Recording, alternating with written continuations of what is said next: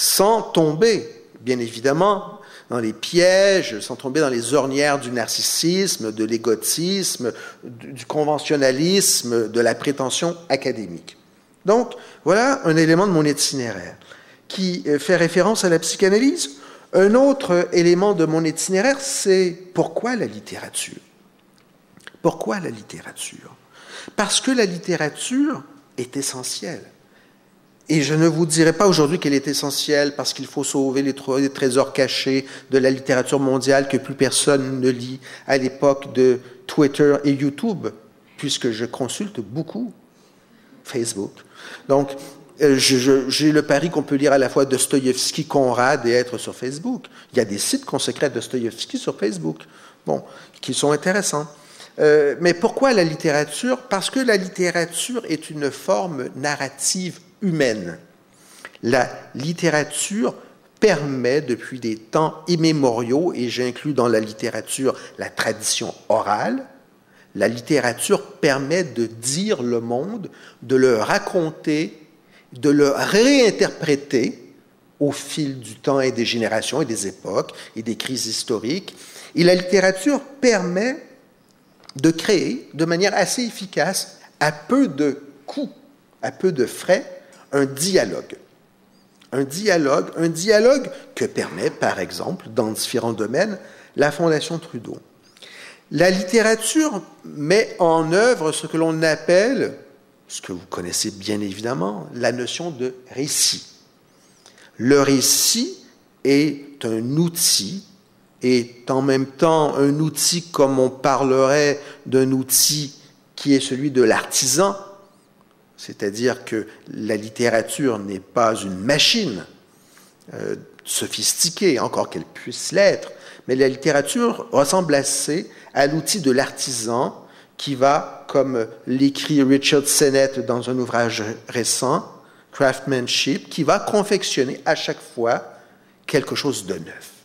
Donc, la littérature a tout à voir avec la culture intellectuelle, certainement cérébrale, mais aussi avec la façon de travailler, la façon dont chacun écrit, chacun pense, chacun note.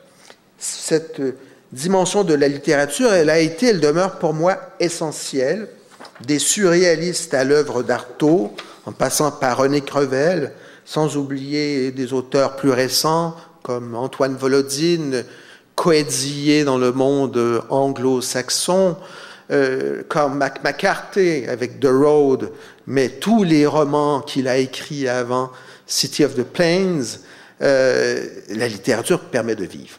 Si une société ne se permet pas de respirer dans le domaine de la littérature et de faire respirer les jeunes et moins jeunes dans le domaine de la littérature, cette société sera peuplée à brève échéance d'esclaves et d'âmes mortes. Autre élément d'un itinéraire personnel que j'aborde ici pour la première fois, celui de mon enfance, en soi banal, qui va néanmoins vous être énoncé. Comment dire? Tout petit, déjà tout petit, à l'école, moi qui viens de milieu familial au Québec, au cours des années 60, de gauche, puisque c'était une tradition familiale. Tu seras de gauche, sinon tu prendras la porte. Voilà. Il y avait cette dimension très forte dans ma famille, dans l'environnement familial proche et éloigné, cet élément très fort d'une coexistence dont on parle malheureusement peu aujourd'hui, à la fois au Québec et beaucoup au Canada anglais, où on n'en parle pas assez. C'est que le Québec du début des années 60, celui de la Révolution tranquille qu'on connaît mieux, mais le Québec du mouvement Parti pris, des luttes de décolonisation, des références aux grands auteurs tiers-mondistes, à Frantz Fanon, à Albert Memmi, à Jacques Berck, qui était professeur au Collège de France. Ce Québec a été, pendant une brève période, non pas simplement le Québec de la Révolution tranquille, mais un Québec révolutionnaire. Peut-être 2 ans, peut-être 3 semaines, peut-être 1 an, mais il l'a été dans un contexte nord-américain.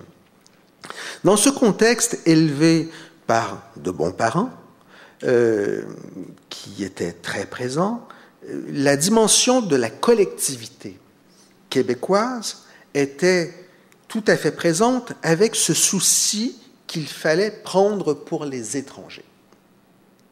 Alors, est-ce que j'ai entendu ça dans une conversation familiale, comme je suis un peu, vous l'aurez compris, freudien, c'est-à-dire que c'est pour la vie, ces trucs-là, quand on est passé par une psychanalyse. Est-ce que j'ai entendu lors d'un repas quelqu'un prononcer ce mot, ou est-ce que c'est mon grand-père qui l'a prononcé? J'en doute. Mais en tous les cas, j'ai toujours pris pour les étrangers. J'ai toujours pris pour les étrangers, j'ai toujours pris d'ailleurs pour un personnage que je n'ai jamais revu, qui était à la même école que moi, dans une école publique du nord-est de Montréal. C'est important, vous le verrez plus tard. Un collègue qui se nomme Philippe Morgante, qui était un jeune Italo-Québécois que les parents avaient envoyé, je l'ose le dire de cette manière, à l'abattoir, dans une classe de jeunes francophones excités, alors que les lois linguistiques créaient énormément de tumultes à Saint-Léonard, c'est-à-dire Bill 63, bien avant la loi 101. Ce jeune garçon avait été totalement stigmatisé, harcelé. Ça ne se ferait plus aujourd'hui, bien évidemment, dans bien de domaines. Et ses parents avaient pris la décision de l'envoyer à l'école française. Je n'oublierai jamais ce jeune homme. Il est très certainement mon double, d'une certaine manière, avec tous les effets de miroir que ça représente.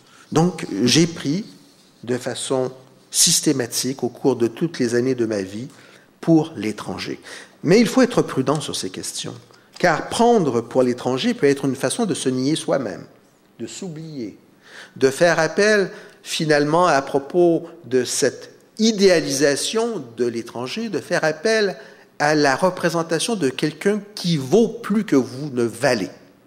On sait bien que dans ces dimensions passionnelles qui consistent à défendre la cause des autres, il y a un danger bien réel de s'oublier soi-même. Mais c'est le parcours que j'ai poursuivi. Je me suis intéressé au discours sur l'altérité, sur la diversité, sur la différence. Et s'il y a une chose que j'ai beaucoup de difficultés à tolérer, malgré, je crois, un savoir-vivre réel, ce sont les discours cosmétiques, académiques très souvent, qui font référence à l'hybridité culturelle, à la diversité, à cette idéologie souvent prévalente au Québec et au Canada, mais ailleurs aussi, qui conçoit ce que j'appelais tout à l'heure l'étranger comme une sorte de pièce rapportée d'un vocabulaire académique. Alors, que veut dire prendre parti pour l'étranger? Un très grand chercheur, penseur, professeur aujourd'hui décédé, professeur à l'Université Columbia, Édouard Saïd, a écrit de nombreux ouvrages, lui qui était un grand militant de la cause palestinienne, mais qui avait vécu lui-même dans sa propre vie un exil intérieur, puisqu'il avait, Édouard Saïd, été élevé dans des collèges bourgeois, anglais, privés, au Caire, ce qu'il raconte dans ses mémoires, pour découvrir la culture palestinienne et arabe, alors qu'il va faire des études doctorales sur la côte est des États-Unis. Édouard Saïd, qui était un grand professeur de littérature, aussi un activiste, un très grand théoricien des représentations stigmatisantes du monde arabe, évidemment bien avant le 11 septembre 2001, a écrit un court texte que je considère personnellement un chef-d'œuvre. Saïd s'interroge sur ce qu'il appelle l'imaginaire des causes perdues. Qu'est-ce que ça veut dire? Saïd se pose cette question: à partir de quel moment décide-t-on d'un peuple qu'il doit fermer boutique et qu'on n'en parlera plus? En d'autres termes, à partir de quel moment décide-t-on ou a-t-on décidé, et heureusement on ne l'a jamais décidé, que le peuple arménien, c'est fini, c'est foutu, on n'en parle plus. Génocide, oui, mais bon, voilà. À partir de quel moment, malgré toute la complexité, elle est bien réelle, de la géopolitique en présence, décide-t-on de dire de la diaspora palestinienne et de la communauté palestinienne en Israël qu'elle ne vaut plus la peine qu'on s'y intéresse du fait de la désespérance telle qu'il n'est pas possible, envisageable d'espérer que cette cause perdue puisse devenir, je ne dirais pas une cause gagnante, mais une cause vécue dans le sentiment d'une justice élémentaire. La même chose vaut à propos des Premières Nations, ici au Canada. Beaucoup de discours sont énoncés, toujours avec de très bonnes intentions, à l'égard, et depuis un temps assez récent, à propos des Premières Nations, mais d'une certaine manière, dans ces discours bien scients, souvent en provenance de l'académie, et là je fais référence notamment au domaine littéraire, il y a une ambivalence de la part des lecteurs, appelons-les blancs, qui s'intéressent au corpus autochtone, au corpus des Premières Nations. C'est à la fois une cause perdue, ça ne l'est pas vraiment, et là se pose la question de l'engagement politique de la part de l'intellectuel. Où est-il dans toute cette histoire-là? À parler de Joseph Boyden, excellent romancier, dans un séminaire, ce qu'il doit faire, mais d'intervenir d'une autre manière. Et comment? Alors, Saïd, me semble-t-il, met en relief ce qu'est l'expérience littéraire dans le domaine politique actuel. C'est-à-dire que les grandes œuvres font référence à des causes perdues ou à des causes que l'on croyait perdues. Je crois que j'ai été, de façon chronique et sans doute pathologique, un adepte de causes perdues. J'ai toujours pris, la défense de l'orphelin, de l'enfant et de la femme maltraitée. Donc cette dimension des causes perdues me semble être un élément extrêmement important qui suppose par ailleurs de prendre en considération, et l'exemple canadien et québécois, puisque mes références culturelles viennent beaucoup du Québec, bien que je connaisse, je crois, assez bien notamment la littérature canadienne anglaise, il peut y avoir dans des moments difficiles une autosatisfaction des intellectuels canadiens à croire que tout va bien et que d'une certaine manière, il n'y a pas ici de cause perdue.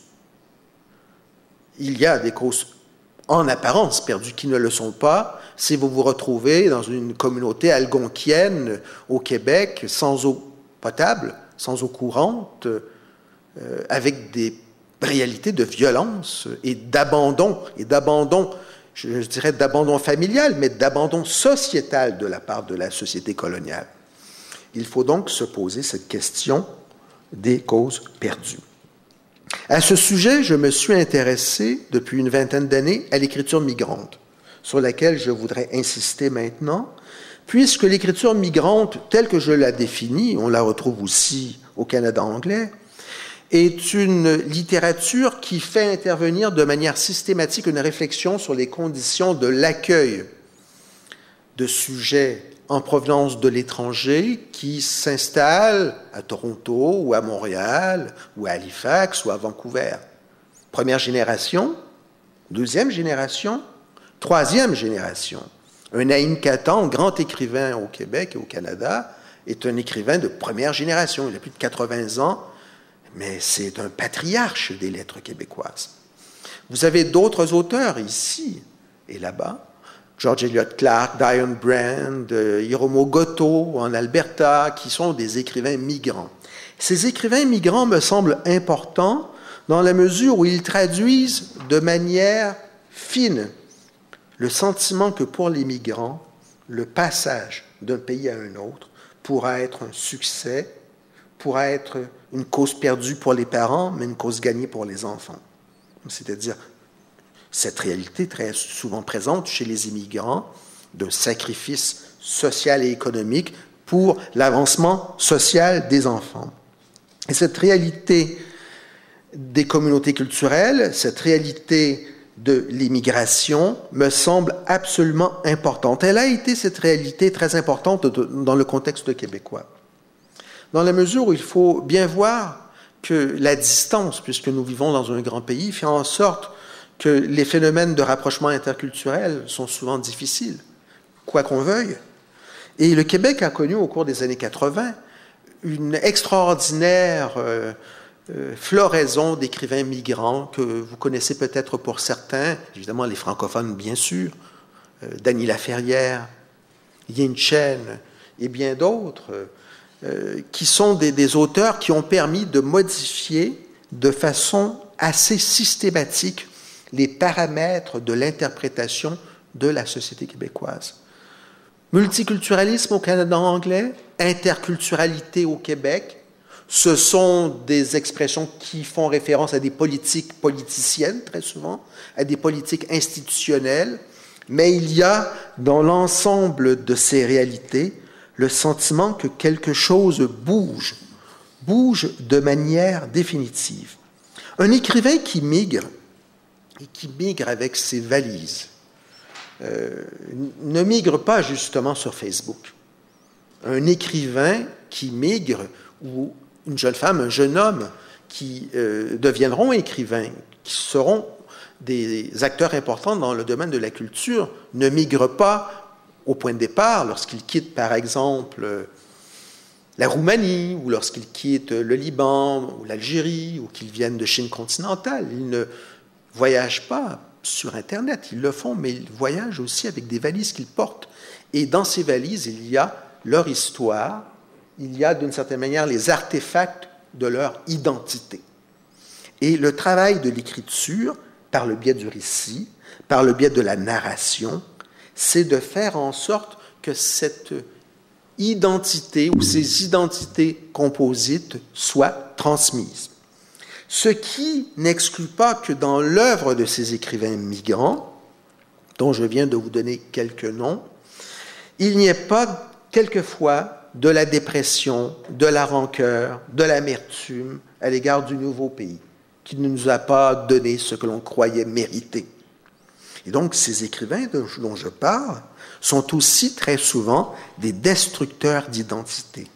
Ils deviennent alors des étrangers dans la mesure où ils bouleversent les codes, les normes, les façons de faire de la société d'accueil. Et la société canadienne a connu de grands bouleversements, et évidemment de grands bouleversements positifs, suite à de grandes vagues de migration, se pose aujourd'hui de façon très fine la question du vivre ensemble, c'est-à-dire non plus simplement de la logique de la mosaïque culturelle ou du multiculturalisme, mais de modalités de vivre ensemble qui reposent sur des interactions fortes entre des sujets, entre des citoyens qui proviennent d'aires culturelles différentes. Ma naïveté est telle, provenant du domaine de la littérature, que je crois que le récit peut jouer un rôle absolument crucial sur ces questions. Un enfant à l'école primaire, à l'âge de secondaire, 10, 11, 12 ans, qui lit un récit qui traite de problématiques migratoires, va comprendre ce qu'il en est de toute manière. Sa classe, son école et la description d'une transformation totale de nos représentations mondialisées de la culture et aussi de l'économie. Voilà pour le premier élément que je voulais vous dire. Enfin, le deuxième ou le troisième, je n'ai jamais été féru de syllogisme ou d'énumération. Un autre élément que je voulais vous souligner, c'est que faire référence à la littérature migrante ou à l'écriture migrante doit s'énoncer avec rigueur. Personne ne vit dans un aéroport. Certains s'imaginent, notamment mes collègues, qu'ils pourraient vivre dans un aéroport, à Heathrow, à Pearson, à O'Hare. Non, on n'écrit pas son œuvre dans la Pléiade, ou on ne devient pas Salman Rushdie en écrivant dans les toilettes de l'aéroport de Heathrow. C'est une bêtise aisément propagée que la délocalisation, l'absence de lieu favorise la création. Quelquefois, oui, le choc peut être utile, le choc traumatique peut être utile, si le trauma est un petit trauma. Mais les écrivains, comme les femmes et les hommes qui vivent en société, ont besoin de lieux où vivre. Ce que j'appelle, néologisme, une habitabilité, le fait de vivre dans des espaces habités. Et l'on pourrait même avancer, sans que cela soit un discours retardataire, que les femmes et les hommes doivent vivre dans des lieux où des frontières existent. Je n'entends pas des frontières réglementaires, policées et policières, sinon militaires, mais des frontières psychiques. Le sentiment que pour les franco-saskois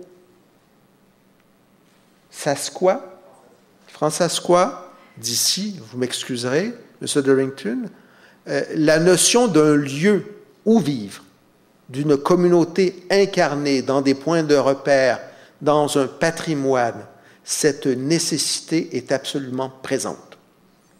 Alors, les territoires, ce ne sont pas simplement des territoires géographiques, mais des territoires culturels. Alors, à ce sujet, quelques éléments. Un grand écrivain québécois d'origine haïtienne, Émile Olivier, mort au début des années 2000, propose une réflexion très juste sur la migration et sur ce que j'aborderai, si j'en ai le temps, à la toute fin, sur l'itinérance.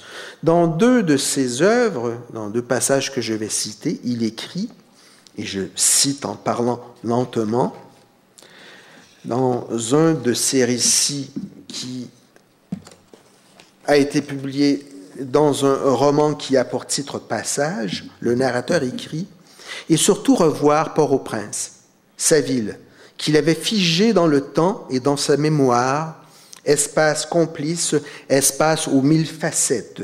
Existent-elles encore ces rencontres sur les galeries des maisons? Existe-t-il encore ces petits temples de l'amitié où la fumée des cigarettes tenait lieu d'encens ?» pouvait raturer ce qui était, j'imagine, la formulation d'une séparation trop nette en ajoutant un modaliseur, un peut-être que, pour sauver le mariage ou les fiançailles s'il en était encore possible. Émile Olivier a été très certainement un écrivain public et les écrivains migrants sont des écrivains publics.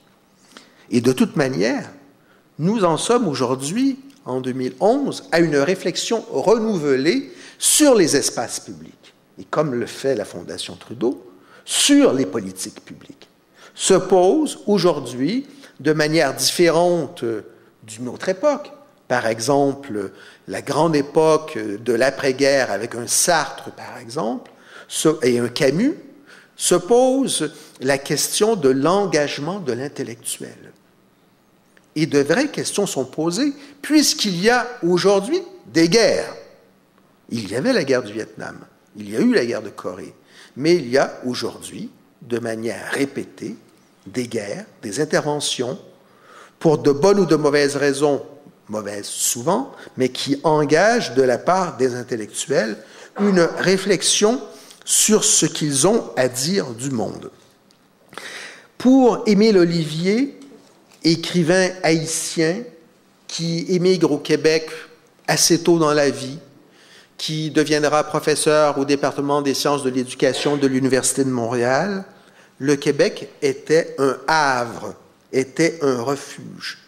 Et Émile Olivier percevait dans le territoire québécois, mais canadien, bien sûr, des balises dans un monde où les repères se sont évanouis. Ce que dit Émile Olivier, je le cite, c'est dans un beau livre qui a pour titre « Repérage », mais comment parvenir à repérer de nouvelles balises dans un monde où les repères se sont évanouis, où les certitudes sont devenues obsolètes et où les lieux de dialogue se sont transformés en prise d'otages, ne serait-ce pas en retouchant terre et en renouant le dialogue avec le corps dans ses multiples relations avec le monde.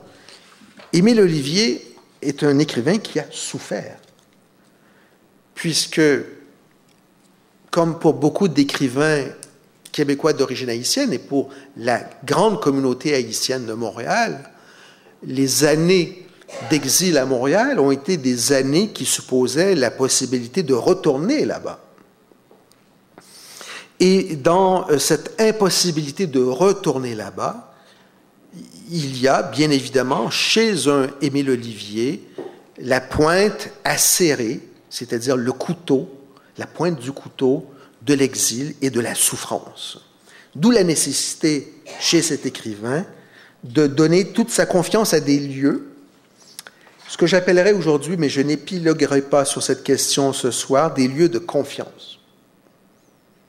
Me permettant simplement cette digression, à l'heure du discrédit généralisé, de la perte de confiance, à la fois dans le domaine de l'économie boursière et dans le domaine de la gouvernance politique, et des milliards de dollars partis en fumée pour subventionner des industries qui ont été d'une certaine manière incompétentes dans différents domaines, se pose la question de la confiance que nous avons ou pas à l'égard de ceux qui nous représentent, mais aussi la confiance à l'égard d'une société où la possibilité d'établir un dialogue avec l'autre est possible. Alors, pour conclure, je vous parlerai moins aujourd'hui, puisque je crois avoir abusé de votre temps, je vous parlerai moins de la question qui n'est pas une question, mais une problématique qui est celle de l'itinérance, qui me semble être une réalité avec laquelle on ne peut pas, s'agissant justement des espaces publics, mettre en retrait une réflexion nette, puisque l'itinérance, en français d'ailleurs ça sonne bizarre, parce qu'en anglais vous avez roaming, mais en français on a l'itinérance, être un sans-abri, mais on a aussi itinéré, c'est-à-dire que je m'en vais en Australie, j'ai mon iPhone et je vais acheter une carte SIM pour pouvoir me promener, itinérer en Australie. Bon, il y a ce jeu étrange de l'itinérance et de l'itinéraire à propos de l'itinérance. L'itinérance est une réalité qui est celle de formes de mobilité complémentaires de cette migration dont je vous parlais tout à l'heure. Sauf que cette migration s'est rétrécie. La grande migration d'écrivains comme Émile Olivier, comme Denis Laferrière, la grande migration des grands écrivains canadiens-anglais qui ont créé des fresques, sinon des sagas, je pense à Remington Mistry, par exemple, grand écrivain canadien-anglais. Ces grandes migrations ont laissé place, me semble-t-il, à des mémoires rétrécies qui sont celles de sujets, la plupart du temps jeunes, de jeunes femmes et de jeunes hommes, qui vivent dans les ombres de nos villes, à Regina, à Saskatoon, à Winnipeg, à Montréal ou à Trois-Rivières, composés de populations multiples, de jeunes vagabonds, de jeunes étudiants de littérature qui ont quitté cet univers pour le runaway, un univers qui est composé d'idéaux en partie importants encore, celui du monde des hobos, celui du monde des vagabonds, celui du monde des personnes errantes au cœur des villes.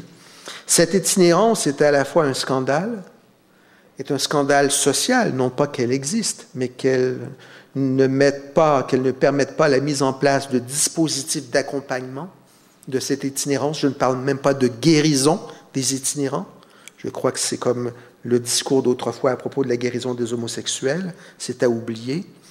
Mais il faut prendre en compte le fait que dans la représentation des espaces publics, c'est le ressassement qui domine, l'itinérant qui est présent parce qu'il refait toujours le même parcours.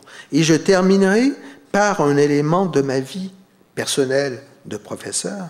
J'enseigne à l'Université du Québec à Montréal, qui est une université urbaine, mais vraiment une université urbaine, située dans le centre-est de Montréal, au-dessus de la plus grande station de métro de Montréal, qui est la station Berry. L'UQAM, c'est 42 000 étudiants qui sortent et qui entrent et qui prennent le métro, et vous avez 8 étages construits au-dessus de cette station de métro. Tous les jours, je marche et je prends la même entrée qui est située à l'intersection de la rue Berry et du boulevard de Maisonneuve, tout à côté de cette très belle bibliothèque du Québec qui a été inaugurée en 2005, et il y a une quinzaine de seringues par terre. Bon, tous les jours. Du papier qu'on a étendu pour dormir, de l'urine, et je passe sur les détails. C'est la réalité de mon enseignement. Parfois, parfois, ça m'énerve. Je suis en colère. La semaine dernière, j'arrive vers 8h15, j'arrive tôt à mon travail, et je vois un jeune homme de 18 à 20 ans qui était visiblement overdosé, qui faisait une overdose, avec la seringue plantée dans l'avant-bras. J'appelle le service de sécurité, évidemment, qui viennent, ces gens très rapidement, une ambulance, c'est la réalité de l'itinérance. À partir de là, le fait de tenir un discours sur ces questions n'est pas de ma part de la sublimation, mais simplement la mention, le propos que je voudrais tenir aujourd'hui, que les formes de migration euphorique dont on a traité dans la littérature, qui a tendance à ennoblir les choses quand même, la littérature a tendance à idéaliser le monde très souvent.